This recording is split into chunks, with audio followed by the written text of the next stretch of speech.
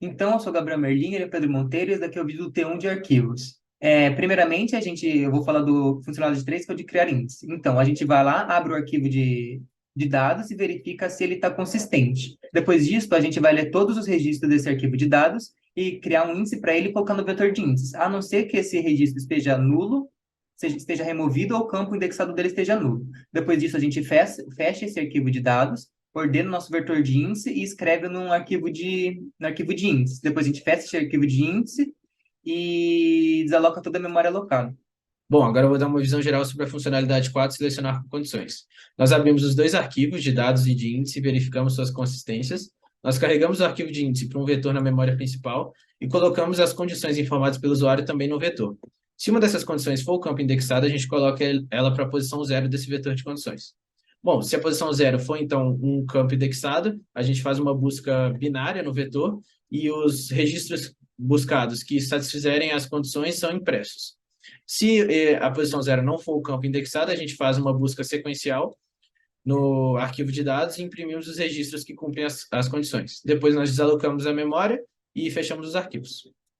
Então, agora é a vez da funcionalidade 5, que é a de deletar. Primeiro, a gente abre ambos os arquivos e verificamos a consistência deles e tornamos o arquivo de dados inconsistente, pois nessa funcionalidade a gente vai escrever nele. Depois, a gente carrega o arquivo de índice para a memória RAM, colocando ele num vetor. A gente lê todas as buscas todos os critérios de busca do usuário e fazemos o mesmo tipo de busca que a gente fez na funcionalidade 4. Só que agora, quando a gente encontrar um registro, em vez de imprimir, a gente vai remover logicamente, tanto do arquivo de dados, colocando um no campo removido, quanto no vetor de índices, que agora a gente vai colocar o byte offset como negativo.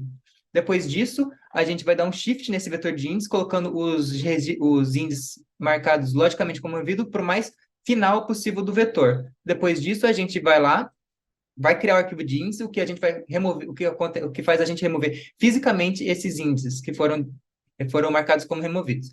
Depois disso, a gente torna o arquivo de dados consistente, fechamos ambos os arquivos, tanto de dados quanto de índice, e depois a gente desaloca toda a memória alocada. Falar sobre a funcionalidade 6, inserir. Abrimos o arquivo de dados e o arquivo de índices e verificamos suas consistências. Marcamos como inconsistente o arquivo de dados porque vamos escrever nele. Carregamos o arquivo de índice num vetor e fechamos o arquivo. Posicionamos o cursor do arquivo de dados no próximo byte offset, onde vamos inserir os registros informados pelo usuário. Lemos os registros informados pelo usuário e adicionamos tanto no arquivo de dados como no vetor de índices, a não ser que o campo indexado desse registro seja nulo. Bom, depois ordenamos o vetor via quicksort, atualizamos o arquivo de dados, marcamos ele como consistente, fechamos ele. Abrimos o arquivo de índice no modo escrita, marcamos como inconsistente, escrevemos o vetor nele, fechamos ele, marcando ele como consistente. E é isso, depois desalocamos memória. Agora é a última funcionalidade, a funcionalidade 7, atualizar. De novo, a gente vai abrir os arquivos de dados de índice, verificar a consistência deles e marcar o arquivo de dados como inconsistente, porque a gente, de novo, vai escrever nele. Depois a gente carrega o arquivo de índice para a memória RAM, num vetor, e depois a gente vai ler as condições as condições de busca que o usuário passou para a gente. Agora, a novidade é que a gente também vai ler as condições de atualização que o usuário quer, ou seja, a gente encontrou os registros para para que a gente tem que colocar os novos campos dele. Daí, usando o mesmo tipo de busca que a gente utilizou na funcionalidade 4 e 5, a gente vai usar agora, só que ao invés de os campos encontrados a gente imprimir ou deletar, agora a gente vai atualizar para o que o usuário quer.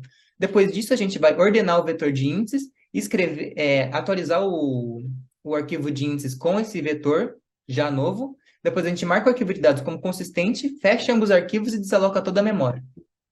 Essa foi uma breve explicação da implementação das funcionalidades. Vamos explicar como a gente modularizou nosso trabalho. Temos o módulo funcionalidades, que contém apenas as funcionalidades especificadas. Temos o módulo dados, que contém os registros de dados e suas funções especificadas, e o módulo cabeçalho, que é análogo ao registro de dados, só que com um registro de cabeçalho. Temos o módulo índice, que contém tanto o registro de dados de índice, como o registro de cabeçalho de índice, funções relacionadas e também manipulação de vetor de índice. Temos esse TAD de critérios, que utilizamos tanto para as condições de busca, quanto para os campos de atualização que a gente utiliza na funcionalidade 7. Temos o módulo busca, que contém as buscas sequencial e binária, com aplicação tanto para impressão, deleção ou atualização de registros. Temos o módulo ordenação, que contém um quicksort genérico, o módulo arquivos, que manipulamos arquivos CSV, abertura de arquivos, fechamento de arquivos e arquivos binários, E temos o último módulo, que é o útil. São funções úteis ao trabalho, mas elas não pertencem a nenhum escopo de nenhum outro módulo. E por fim, a main, conforme foi especificado no trabalho. Obrigado.